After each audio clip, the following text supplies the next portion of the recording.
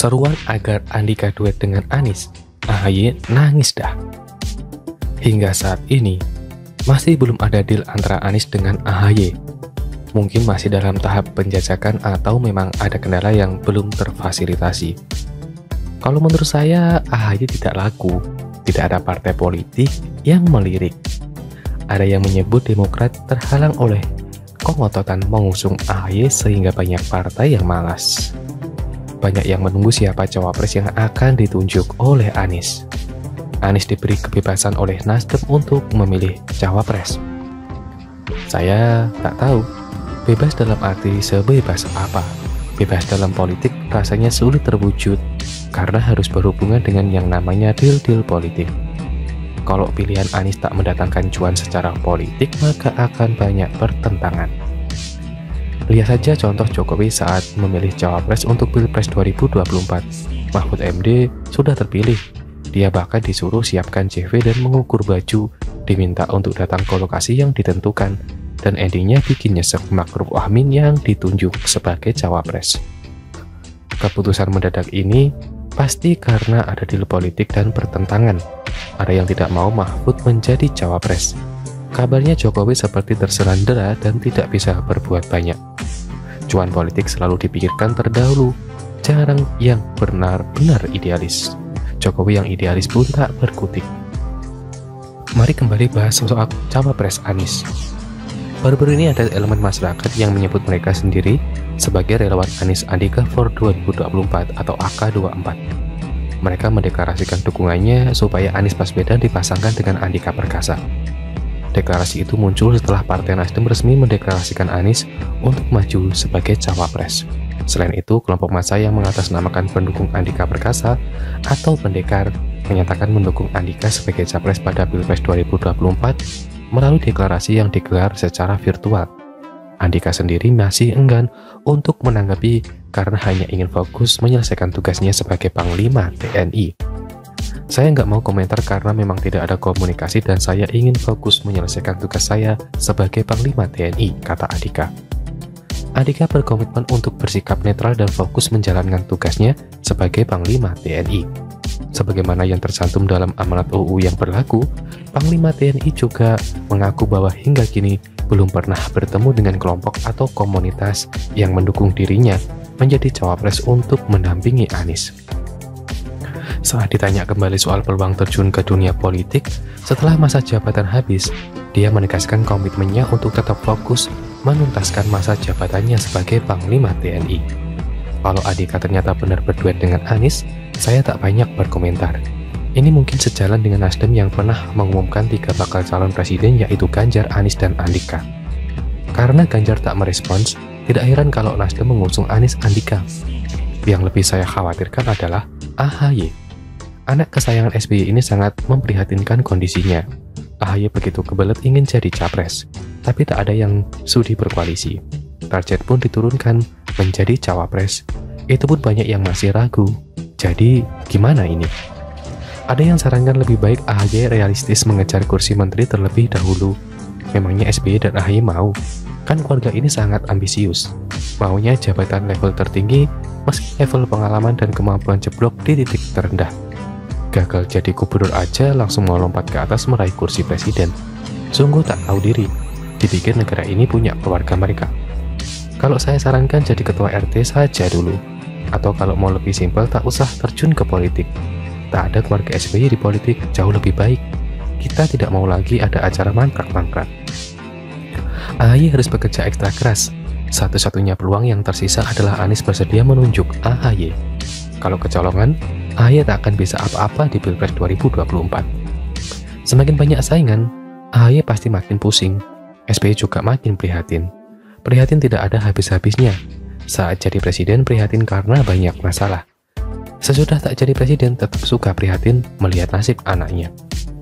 Jika gaung Andika semakin membesar, terpaksa SBY harus melakukan sesuatu.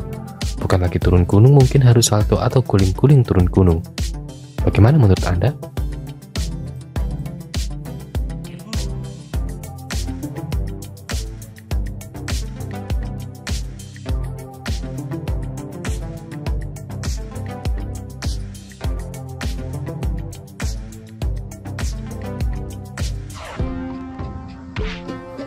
Seruan agar Andika duet dengan Anies, AHY nangis dah.